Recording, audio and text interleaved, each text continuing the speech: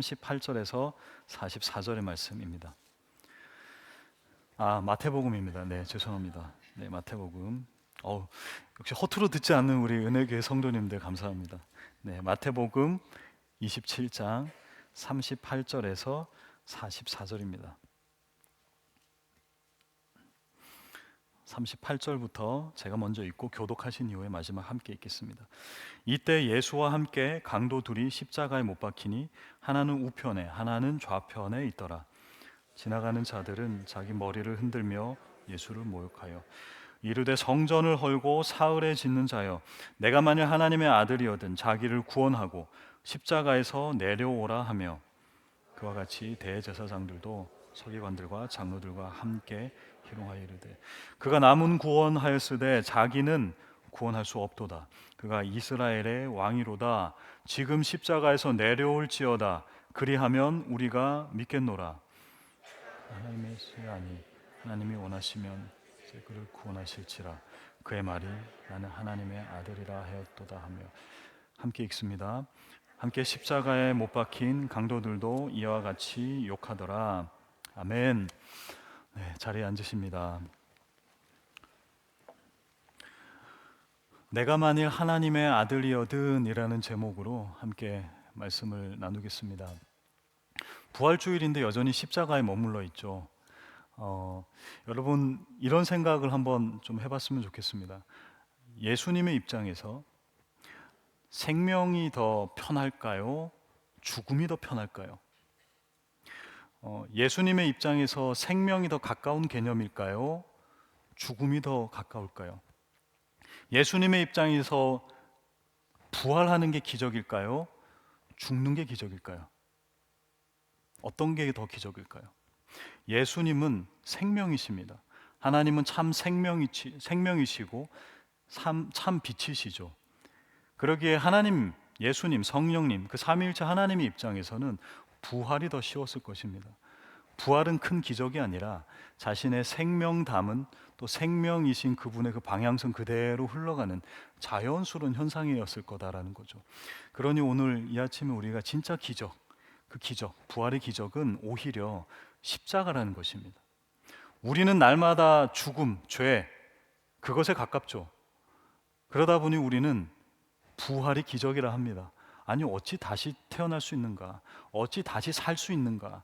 어찌 생명을 다시 얻을 수 있는가라고 하겠지만 우리는 죽는 게 당연한 것이죠. 그러기에 오늘 이 시간에 다시 한번 더 부활의 기적을 더 깊이 들여다보기 위해서 오히려 그 예수님의 입장에서 더 기적인 그 죽음에 대해서, 십자가에 대해서 더 들여다보려 합니다. 오늘 본문 마태복음인데요. 마태복음이 28장까지 있죠. 이 28장 말씀에서 두 부분으로 한번 나눠봤으면 좋겠는데요. 어느 부분이 기점이 될까요, 여러분? 마태복음이 28장까지 있습니다. 과연 어느 것을 기점으로 두 부분을 나누면 좋을까? 마태복음 16장 그리고 17장입니다. 분량적으로도 전반이지만 17장 변화산 사건을 즈음하여서 그 이후와 그 이전에 쓰여진 내용들이 아주 달라요. 마태복음 16장에 여러분 너무나도 잘 아시는 베드로의 신앙 고백이 나옵니다. 사실상 이것을 기준으로 하여 16장일 수 있겠지만 또 17장이라고 번갈아 얘기하겠습니다. 베드로의 이 신앙 고백을 기점으로 하여서 그 이후와 그 이전이 완전 다르다고요. 1장부터 16장까지는 무슨 얘기가 잔뜩 기록이 되어 있을까요? 무슨 얘기일까요? 바로 기적에 대한 이야기입니다. 예수님께서 사람을 고치시고 하반신 지체 장애인 혹은 빵으로 5,000명을 먹이시고 혹은 무리를 걸으시고 많은 치유 사역들을 하십니다. 그런데 베드로의 그 신앙 고백 이후 변화산 사건부터는 사실상 기적이 거의 일어나지 않아요. 물론 변화산에서 예수님의 얼굴이 환하게 비춰지는 그런 일들이 일어났지만 그 베드로의 신앙 고백 이후에 그 전에는 기적이 너무 많이 일어났는데, 기적이 너무 편했는데, 익숙했는데 베드로의 신앙 고백 무엇이었습니까? 주는 그리스도시요 살아계신 하나님의 아들이시니이다. 이 고백 이후에 정말 뚝 끊겨버립니다. 예수님께서 처음에는 우리에게 믿음을 주시기 위해서 이 기적들을 많이 행하시는 것 같아요. 내 눈 앞에서의 기적입니다. 내 눈 앞에서 일어나는 기적이에요. 그런데 그 이후부터는 뚝 끊겨지는 것이죠. 그것은 뭐냐면 이제는 내 눈 앞에서 일어난 기적이 아닌 내 속에서 일어나는 기적에 대해서 집중하는 것입니다. 내 눈 앞에서 일어나는 기적들은 참 놀랍죠. 대단하죠. 또 그것을 통하여서 우리는 믿음을 획득하고 얻기 쉬워요. 하지만 베드로의 그 신앙 고백처럼, 그리고 그 이후 진짜 예수 그리스도를 나의 구원자, 주님은 그리스도이십니다라는 그 고백 이후부터는 기적이 여기서 일어나는 게 아닙니다, 여러분. 여기서 일어나더라는 것입니다. 예수님도 바깥에서 펼치시는 기적이 아닌 이제 예수님 본인 스스로 안에서의 기적을 일궈 나가십니다. 그게 바로 십자가라는 것입니다. 여러분이 만일 예수님이시라면 혹은 아픈 사람들을 치유할 수 있는 능력이 있고요. 또 혹은 아픈 사람들의 그 고통을 반감 혹은 아예 없을 수 있는 정말 세계 최고의 마취 전문이라고 생각해 보십시오. 여러분 이 능력을 언제 사용하시겠습니까? 마태복음 1장 28절까지 다 사용할 수 있어요. 여러분은 이 마취의 능력, 이 치유의 능력을, 이 기적을 언제 사용하면 좋겠어요? 물론 아픈 사람들을 위해서도 사용할 수 있죠. 그런데 언제 사용하면 더 좋을까요? 당연히 십자가상에서죠. 십자가상에서 죽음은 맞이하지만 아프지 않게 죽으면 예수님도 좋고 우리도 좋잖아요. 우리 여기서 그 어머님들, 여러분 어머님들 무통주사 맞으셨죠?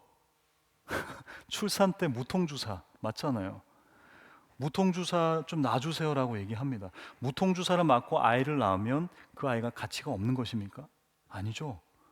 무통을 맞든 뭐든 수술을 하든 뭐든 기억이 나든 나지 않든 그 생명 자체는 고귀한 것이죠. 통증이 있으면은 가치가 있고 보배롭고 의미가 있고, 통증이 없다면 그것이 무의미하고 무가치한 것입니까? 아니라는 거죠. 그런 의미에서 만약 여러분이 예수님이라면 병자도 고치셔도 돼요. 눈앞에서 기적을 펼치십시오. 그리고 십자가에 오르실 때도 죽음이라는 그 최악의 그 그림자를 마주하셔야 되지만 마취제 쓰면 되죠. 잠들듯 소천하시면 되죠. 하지만 주님은 그 신앙 고백 이후에 그 모든 기적을 다 막으십니다. 진짜 십자가의 그 십자가 기적에, 내 안에서의 기적, 예수님 스스로 일어나는 그 안에서의 기적에 초점을 맞추기 위함이고요. 그리고 우리로 하여금, 그래서 십자가가 무엇인가, 우리로 하여금 그 십자가의 진짜 의미를 깨닫게 하기 위함이다라는 것입니다. 예수님께 십자가가 무엇입니까? 네, 물론 우리에게도 그렇지만 예수님 속 안에서 일어난 기적입니다. 이걸 왜 기적이라 할까요?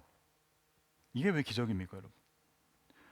다 할 수 있는 분이, 그 능력 있는 사람이 아무것도 하지 않았기에 기적입니다. 뭐라고요? 다 할 수 있는 분이 아무것도 하지 않았기에, 무기력하게 죽어버렸기에 이것이 기적이라고요. 마치 이런 것이죠. 삼성 이재용 회장이 돈이 없어서 굶어 죽은 것입니다. 만수르가 기름이 없어서 보일러를 못 대서 얼어 죽은 것입니다. 만수르 누군지 아시죠? 그 석유 부자, 석유 재벌이죠. 완벽하게 전능하고 능력이 있는 그 사람이 아무것도 하지 않고, 능력이 없어서가 아니라요, 능력이 있으나 하지 않고 죽은 게 기적이고요. 그것이 바로 십자가라는 것입니다. 그러기에 십자가는 주님께, 예수 그리스도께 기적이라는 것입니다. 제가 마태복음의 이 흐름을 설명드렸지만 우리의 신앙에도 그렇잖아요. 신앙생활 초반에는 예수님께서, 하나님께서 우리의 기도를 참 잘 들어주시는 것 같아요. 왜? 우리의 믿음을 위해서. 내 눈앞에 보이는 기적들이 많죠. 그래서 이거는 뭐 통계학적이라고도 할 수도 없지만 좀 조심스럽지만 왜 이런 얘기 있죠. 초신자분들께 기도 부탁해라. 들어보신 적 있으세요? 왜요? 초신자들의 기도를 하나님이 잘 들어주시거든요. 기도 잘 들어줘야 그들이 믿음 잃지 않고 신앙 잃지 않고 그 내 눈앞에서 일어나는 기적을 통해 하나님의 살아계심을 고백하기 때문입니다. 근데 그러다가요, 베드로처럼 그 마태복음 16장의 고백처럼 주님, 당신은 그리스도이십니다. 내 삶의 주인이십니다라고 고백하잖아요. 그 순간 거짓말같이 기적이 사라집니다. 그래서 주님은 제 기도 제일 안 들어주실 겁니다. 목회자, 죄송합니다. 장로님, 권사님 이런 분들 기도보다 새로 오신 분들의 기도를 더 들어주실 것입니다. 나를 사용해 주십시오. 주님, 내가 여기 있습니다라는 그 순간 주님은 오히려 나를 안 도와주실 겁니다. 배신감을 느끼게 되는 거죠. 왜냐하면 우리는 이 지점을 분명 지나가야 하기 때문입니다. 바로 내 눈앞에서 벌어지는 기적. 그런데 그 기적이 이제는 전환되는 시점이에요. 내 신앙의 고백 이후에 이렇게 바뀌는 거죠. 내 속 안에서 일어나는 기적. 우리는 항상 내 눈앞에서 일어나는 기적만을 요청합니다. 하지만 내 눈앞의 기적에서 내 속에서의 기적으로 전환점이 분명 필요하기 때문입니다. 그것이 바로 신앙 고백이다라는 것입니다. 그것이 바로 십자가의 길이라는 것입니다. 하나님이 도와주시지 않고 철저히 나 혼자 되는 그 시간을 겪어야 한다는 겁니다. 때로는 억울하고요, 부당하다 느껴집니다. 하나님, 내가 나 위해 살자 그랬습니까? 하나님을 위해, 하나님의 나라를 위해, 교회를 위해, 복음과 도움이 필요한 그 내 주변의 동역자들을 위해 그렇게 살겠노라 했는데 왜 안 열어주십니까? 왜 나만 이렇습니까? 왜 나만 이런 상황을 겪어야 합니까? 이런 기도는 우리가 한 번쯤은 해봤을 것 같습니다. 근데 이 기도의 원조가 있죠. 바로 46절입니다. 우리 한 목소리로 읽어볼까요? 시작. 제 9시쯤에 예수께서 크게 소리 질러 이르시되 엘리 엘리 라마 사박다니 하시니 이는 곧 나의 하나님 나의 하나님 어찌하여 나를 버리셨나이까 하는 뜻이라. 주님 왜 나를 버리셨습니까? 라는 그 십자가상에서의 외침을 예수 그리스도께서 하십니다. 근데 이거는 예수님의 고백일 뿐 아니라 우리의 고백이기도 하죠. 우리가 세례 받을 때는 주님이 우리를 따뜻하게 안아주시지 않습니까? 그죠? 내가 주님 예수 그리스도 그 한 분의 사람입니다. 나는 그분으로 살겠습니다. 따뜻하고 축하하고 새로 태어남을 축하합니다. 예수님이 세례 받으실 때도 똑같았죠. 예수님이 세례 받으실 때 하나님이 축하해 주셨죠. 뭐라고 하셨습니까? 이는 내 사랑하는 아들이다 라고 하셨죠. 그런데 그 사랑하는 아들이 인류 정말 그 모든 사람들의 생명을 위해서 내가 대신 죽겠습니다. 내가 내려가겠습니다. 성육신 하겠습니다. 어찌 보면 아빠의 입장에서는 굉장히 기특한 아들이죠. 근데 그 기특한 아들이 십자가에 달리자 하나님께서는 침묵으로 일관하셨습니다. 여전히 아프고 여전히 치사하고 여전히 억울하고 여전히 답답한 것이 이것이 바로 십자가라는 것입니다. 여러분 그럼에도 불구하고 여러분은 십자가를 지길 원하십니까? 십자가의 길은 이런 것입니다라고 제가 말씀드렸어요. 그런데 이 길을 가기를 원하십니까? 찬양이 너무 좋아요. 난 찬양할 때 너무 행복감을 느껴요. 혹은 나는 성령 충만한 이 상황이 너무 좋아요. 물론 그럴 수 있지만 그것 말고요. 아프고 힘들고 잘 안 돼도 십자가를 지겠냐고요. 몇 주 전에 유스코스타의 현장을 다녀왔습니다. 유스코스타나 집회 현장에서 항상 부르심에 대한 콜링을 합니다. 물론 제가 그 시간을 폄하하거나 악의적으로 얘기한 건 아닙니다. 그냥 그 시간이 항상 있어요. 근데 그때 항상 이런 얘기를 하죠. 내가 이제 앞으로 주님께 헌신하겠노라 다짐한 사람은 그 자리에서 일어나십시오. 그러면 정말 벌떡 일어나는 친구도 있고요. 이게 아닌데 하면서 싹 일어나는 친구도 있고, 옆에 친구들이 일어나니까 그냥 왠지 일어나야 될 것 같은 느낌적인 느낌으로 일어나는 친구들도 있어요. 주님께서 보실 때 벌떡 일어난 그 친구들 너무 기특해 보이겠죠. 하지만 여러분, 그 아이들을 보면서 넌 정말 대단하다라고 박수 쳐주실 수 있어요? 그러실 수 있겠습니까? 너 그 길 가니까 괜찮구나, 앞으로 평탄하겠구나, 너무 제대로 살아가겠구나 라고까지 할 수 있겠냐라는 것입니다.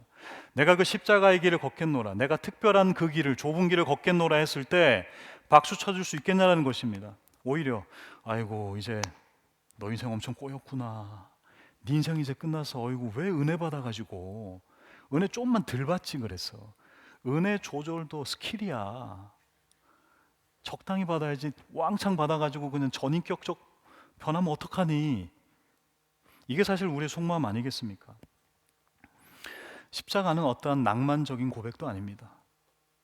내가 하나님께 잘 보이려는 그런 구실도 아니고요, 내가 찬양할 때 행복하다는 그 행복을 추구하는 감정도 아닙니다. 여러분, 그것을 위한 도구와 수단은 더더욱 아닙니다. 내 삶을 주님께 드린다고 했을 때 여러분 더더욱 빛나지 않을 것입니다. 오히려 아무에게도 인정받지 못할 것입니다. 헌신함이 일어선 그 친구들을 보면요, 저는 이런 생각까지 듭니다. 너 그거 설교자에게 속은 거야. 반짝할 것 같이 아니야. 만약 그것으로 일어났다면 그건 네가 잘못된 선택인 거야. 이게 어쩌면 진실이 아닌가라는 생각이 듭니다. 그러므로 여러분 진짜로 예수 믿으십니까? 십자가를 지나치셨나요? 내 앞에서의 기적에서, 내 눈앞에서의 기적에서 내 속의 기적으로 전환이 되셨습니까? 이 고백은 나의 힘든 현실보다 어찌 보면 더 힘든 고백일 것입니다. 여러분이 현실이 힘들다고 하지만, 상황이 힘들다 하지만 이 고백은 더 힘든 것입니다. 더 힘들어야 하는 것입니다. 여러분 지금 선택의 기로에 놓여 있습니다. 여러분은 그 십자가의 길을 따를 것인가, 아니면 회피할 것인가?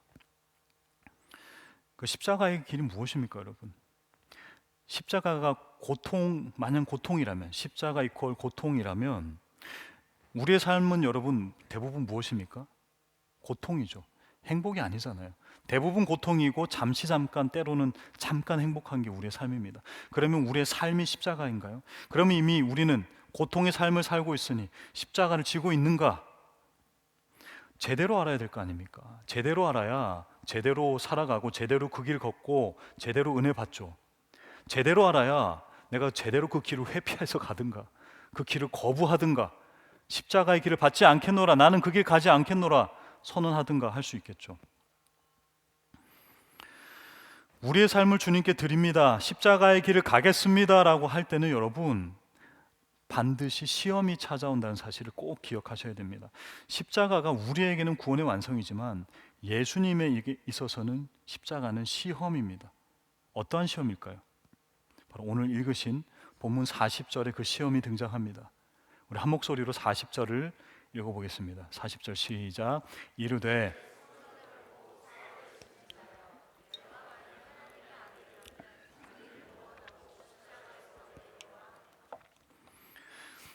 네가 만일 하나님의 아들이여든. 이게 바로 예수님에게 있어서는 시험이었습니다. 예수님이 내려오는 것 자체는 시험까지는 아니에요. 물론 그것도 예수님의 고민이 될 수 있겠죠. 하지만 예수님에게 있어서 실질적인 시험은 바로 네가 만일 하나님의 아들이여든 입니다. 세상은 끊임없이 요청하죠. 네가 만일 하나님의 아들이여든 증명해봐. 너 하나님의 아들이라면서 그런데 왜 그렇게 무력해? 혹은 무기력해? 증명해봐. 너 하나님의 아들, 교회 다닌다며, 십자가의 길을 걷는다며, 찬양하고 매일 예배 드리지 않아? 그런데 왜 그런 삶을 살아? 네 상황은 왜 그래? 증명해봐라고 얘기합니다. 심지어 왜 하나님의 아들인데 너는 왜 다이어트가 안 되는 거야? 증명해봐. 너는 왜 그 치킨을 못 끊는 거야? 너는 왜 야식을 못 끊는 거야? 증명해봐. 세상은 그렇게까지 증명을 요청합니다. 그렇게까지 몰아세울 때 그것을 바로 자기 증명, 십자가 앞에서의 자기 증명이라는 거예요. 그것이 바로 시험이라는 것입니다. 나는 주님 십자가 앞에서 죽은 인생입니다 라고 외칠 때 반드시 따라오는 그 시험이 있습니다.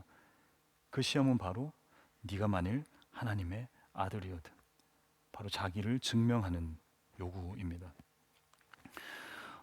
우리가 주님의 제자로서 살아가잖아요. 우리는 빅토리아 은혜 장로교회 교인으로 성도로서 직분자로 살아갑니다. 십자가를 나의 것으로 고백했기 때문입니다. 십자가를 고백했으니 우리는 의의 옳은 길로 살아가는 사람들입니다. 그럼 여러분들이 그 의의 길, 옳은 길을 살아간다라는 그 증명을 어떻게 하시겠습니까? 세상 사람들에게 어떤 방식으로 하시겠습니까? 증명해보라고 할 때 우리는 우리가 했던 것을 증명할 것입니다. 근데 사실 그것은 그 사람들에게 그닥 증명이 되지 않을 것입니다. 다시 말해서 우리는 그걸 증명할 방법이 없는 것입니다. 나는 이것이 옳은 길이다라고 알려주고 싶은데 우리는 그것을 증명할 방법이 없어요. 바꿔 얘기하면 증명할 능력이 없는 우리들입니다. 우리는 그 옳은 길이라는 것을 우리 스스로 증명할 수 없습니다.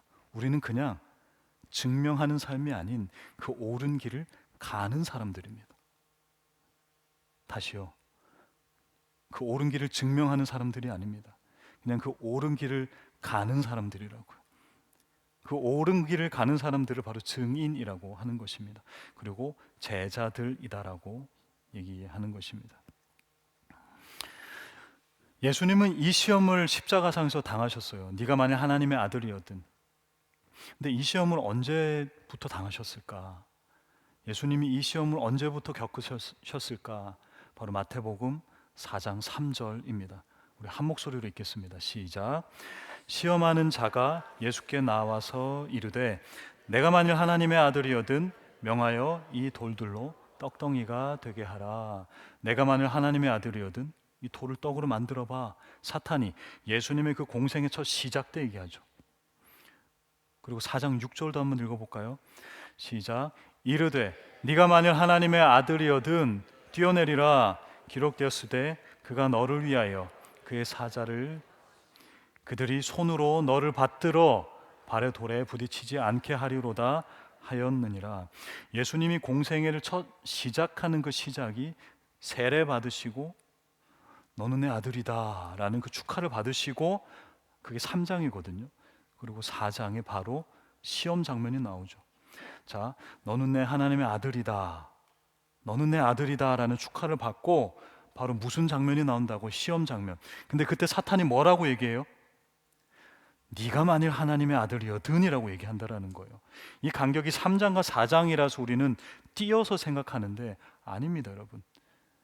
하나님의 축하를 받고 바로 그 축하의 메시지를 가지고 사탄은 예수님께 덤벼드는 것입니다. 네가 만일 하나님의 아들이거든. 그리고 오늘 본문까지 그 십자가에서 달리신 그때까지 네가 만일 하나님의 아들이거든 내려와라는 것입니다.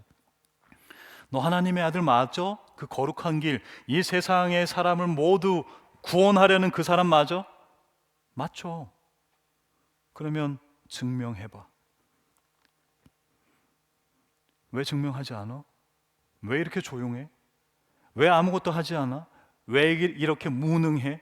왜 이렇게 무기력해? 사탄은 계속해서 우리에게 이것을 요청하고 이야기합니다. 하나님께 축하받은 그 내용 그대로를 가지고 야, 너 그거 맞지? 자, 그럼 이제 네 능력을 발휘해. 너의 능력을 증명해라고 얘기합니다. 사탄은 계속해서 우리가 무언가를 하기를 원해요. 능력 발휘를 하기를 원한다는 것입니다. 우리는 늘 항상 이것에 걸려 있습니다. 하지만 주님이 원하시는 것은요, 아무 능력 발휘하지 않고 그저 죽는 것입니다. 말없이 죽는 것입니다. 침묵하고요, 입을 닫고요, 그리고 무기력하게 죽는 것입니다. 그것이 바로 주님께서 십자가상에서 보여주신 전부의 능력입니다. 여러분은 스스로를 증명하려 할수록 더 배신감을 느낄 거예요. 증명하려 할수록 더 증명이 안 될 것입니다.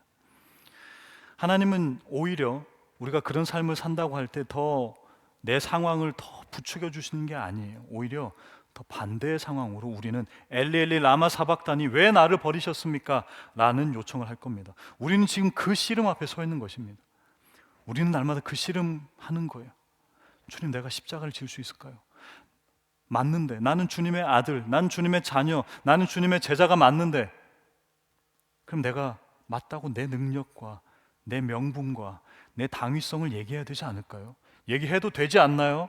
아니요. 그런데 주님께서는 한 말씀 하지 않으셨어요. 그리고 그냥 죽으셨습니다.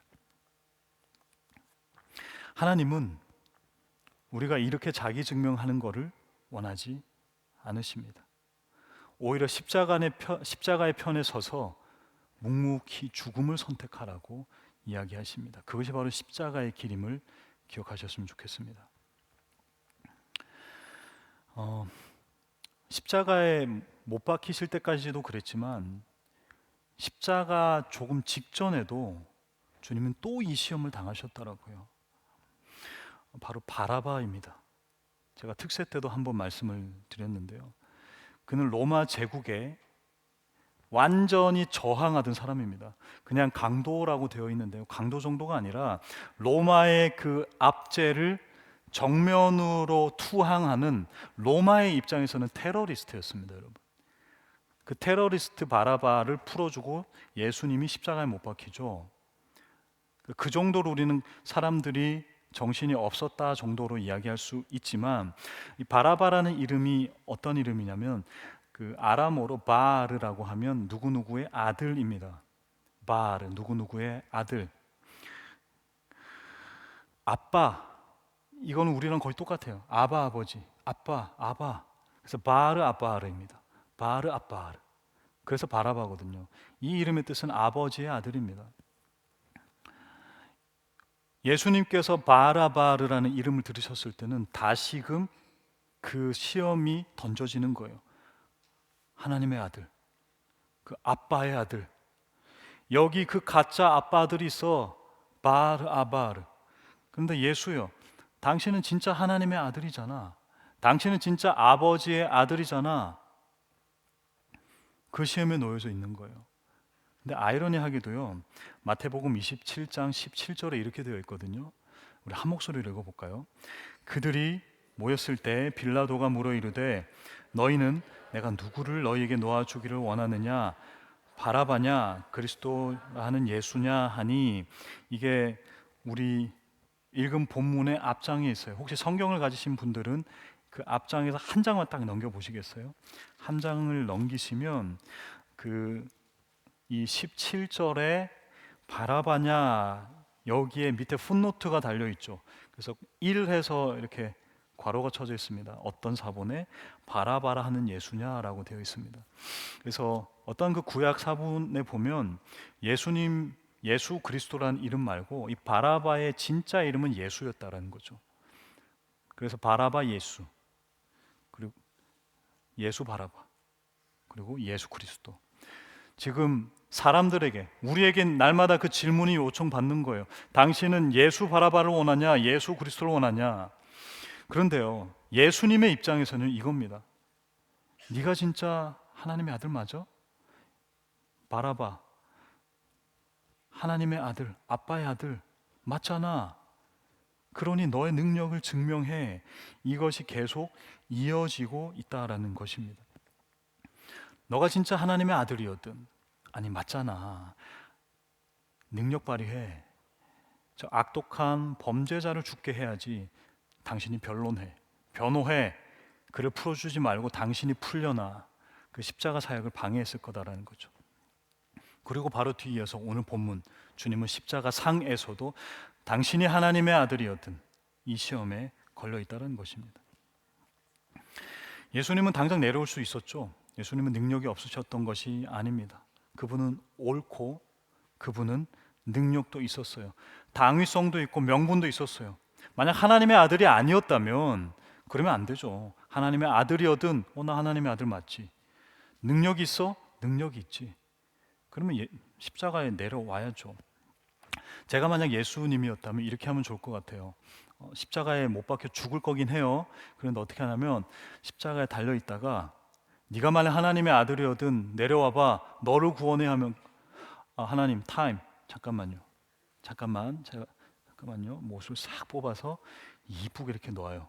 잊어버리면 안 되니까 딱 이렇게 딱 하고, 일단은 로마 니네 4명 일로 와 해가지고 관절을 최대한 반대로 꺾어 놓고요. 허리도 좀 반대로 한번 종이 접기 하듯 좀 한 4번 정도 접고요. 대제사장님, 야 일로 와. 대제사장님 일로 와봐. 너네 그렇게 높은 곳 좋아하지? 내가 너희 높은 곳 앉혀줄게. 높은 곳에서 성에서 밀어버리고요. 아 이제 예 끝났어요 해가지고 나 십자가에 못은 박혀야 되니까 다시 올라가서 셀프로 DIY로 이렇게 샤 하고 다 이루었다. 니네 다 죽였다 내가. 이렇게 하실 수 있었다라는 거죠. 왜? 죽기만 하면 되니까요. 죽고 부활하시면 되잖아요. 그 중간 과정에 어떻든 그래도 되잖아요. 근데 여러분 이게 진짜 십자가입니까? 우리가 만약 그런 강력하신 자기 증명하고 능력 발휘하는 그 예수 그리스도를 봤을 땐 우리의 삶과 이 교회는 어떻게 됐을까요? 능력과 또 다른 능력이 지배했을 것입니다. 십자가에서 못을 뽑는 사람만 승리했을 것입니다. 그 사람만 구원받았을 거다라는 것입니다. 하지만 십자가는요, 자기의 능력, 당위도 있고 명분도 있고 정체성도 분명하고 옳은 길이지만 옳다고 다 하지 않는 것입니다. 옳다고 다 내 능력을 발휘하지 않는 것, 묵묵히 져주는 것입니다. 직분을 맡거나 직급이 올라갈수록 그런 유혹이 강하죠. 목회자로서 그런 유혹이 강할 수 있습니다. 하지만 그것이 직책이지 우리의 신분의 어떤 그것입니까? 아니잖아요. 제가 코스코에서 신용카드를 신청을 했거든요. CIBC에 신용카드를 신청했어요. 근데 답변이 오더라고요. 어디서 당신의 크레딧을 증명해야 되고 전화를 했어요. 전화했는데 너는 크레딧이 안 돼라고 하더라고요. 그래서 제가 나 적법한 비자를 받고 온 사람인데 나 빅토리아 은혜 장로교회 담임 목사인데 너 몰라? 아무도 모르는 것 같네요. 그죠? 뭐가 능력이 있습니까 그게? 제가 결혼 전에 길을 가고 있는데 어떤 꼬맹이가 이러더라고요. 아저씨라고 하더라고요. 근데 난 아니겠지 하면서 난 아니니까 아저씨가 저는 아니니까요. 그래서 근데 아저씨 계속 부르는 거예요. 돌아보면은 내가 아저씨면 인정할 것 같고 근데 분명 나를 부르는 것 같아서 일단 돌아봤어요. 근데 이러저러 하다가 끝났는데 그때 제가 야 나 법적으로 봐봐 혼인관계 야 나 아무 결혼도 안 했어 아저씨라니 난 동정남이야 이렇게 그런 얘기 할 수 없잖아요. 결혼 후에 길을 가고 있는데요 아저씨 하더라고요. 그래 나 아저씨 맞아 하고 돌아봤죠. 그때는 삶의 작은 부분부터 우리의 직책과 우리의 모든 부분 그 모든 것들 제가 십자가와는 비교할 수는 없지만 우리 이런 작은 부분부터 큰 부분까지 우리는 항상 자기 증명이라는 것에 항상 걸려 있는 사람이라는 것입니다. 너를 증명해봐. 너의 직책을 증명해봐. 네가 하고 있는 그 일 속에 너의 그 신분을 증명해봐. 너의 능력을 증명해봐. 너 하나님의 아들 맞잖아. 너 교회 다니고 하나님의 제자 맞잖아. 증명해라고 하는 겁니다.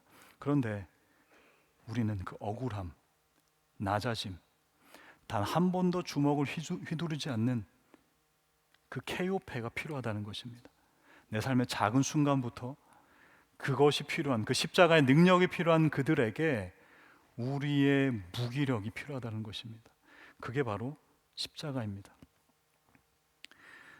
네가 만일 하나님의 아들이어든 이 시험과 우리의 삶은 항상 맞닿아 있다는 사실을 기억하셨으면 좋겠어요. 말씀을 맺겠습니다. 우리 크리스찬의 삶은 당하고 또 당하는 삶입니다. 여러분 만약 여러분의 사업이 잘 되십니까? 여러분의 사역이 잘 되세요? 여러분의 인간관계와 가정이 괜찮으세요? 그러면 주님께서 잠깐 열어두신 거예요. 나의 시간과 나의 에너지와 나의 영혼을 사랑하는 마음 그것을 필요한 사람에게 온전히 집중할 수 있도록 잠깐 열어두신 거라고요. 그 영혼이 여러분의 게 아닙니다, 여러분. 오히려 십자가의 길을 걷는 우리는 항상 이 외침 속에 살 수밖에 없습니다. 엘리 엘리 라마 사박다니, 왜 나를 버리셨습니까? 주님을 위해서 살아간다 했는데 내 삶은 왜 이리 좁습니까? 라고요. 여러분, 그럼에도 그 길을 걸으시겠습니까? 그 십자가의 길을 다시 설명드리면 누구도 여러분의 편이 없습니다. 여러분은 억울함을 당하게 될 것입니다. 여러분은 처절한 비참함도 느낄 수 있고요, 외로움도 느낄 수 있을 거예요. 답답하죠. 나는 하나님의 아들 맞는데, 내 의도는 그게 아닌데. 근데 그때 속 시원하게, 야 일로 와봐, 내가 뭐 어디 틀린 말 한 적 있어? 자 얘기해보자. A, B, C, D. 주님이 이걸 원치 않고 오히려 그 일을 위하여, 그 생명을 위하여 그냥 무기력하게 죽으라 하십니다. 이게 바로 십자가 사랑이다라는 것입니다. 그러게 여러분, 반복되는 이 십자가의 길, 지겨운 고통의 길, 지겹죠. 그럴 수 있죠. 하지만 십자가의 길은 넓게 펼쳐져서 당당하게 다 알고 가는 그 길이 아닙니다. 이게 맞나? 이 길이 진짜 맞는 것인가? 내가 이렇게 살아가는 게 맞는가? 내가 이렇게 사역하는 게 맞는가? 날마다 번민, 고민, 후회, 아닌 것 같은데 불안, 그러면서 가는 것이 여러분 십자가의 길이다라는 것입니다. 그러니 아무도 몰라줘도, 아무도 내 편 없는 듯해도 여러분 안에서 일어나는 그 기적을 붙잡으십시오. 바깥에서 일어나는 그 기적 말고요, 여러분 안에서의 그 기적. 아니, 근데 아무리 생각해도 내가 주님을 떠나는 것은 상상이 안 돼. 내가 아무리 생각해도 이 십자가의 길은 벗어날 수 없어. 부인하고 싶은데 당연히 그 마음이 99%인데 이 마지막 1%가 나를 점점점 지배해 가는구나. 내 속 안에서 일어나는 그 기적을 붙들고 그것이 결단이 되어 살아가시는 진짜 십자가의 길을 걸으시는 저와 여러분 다 되시기를 주님의 이름으로 축원드립니다. 우리 함께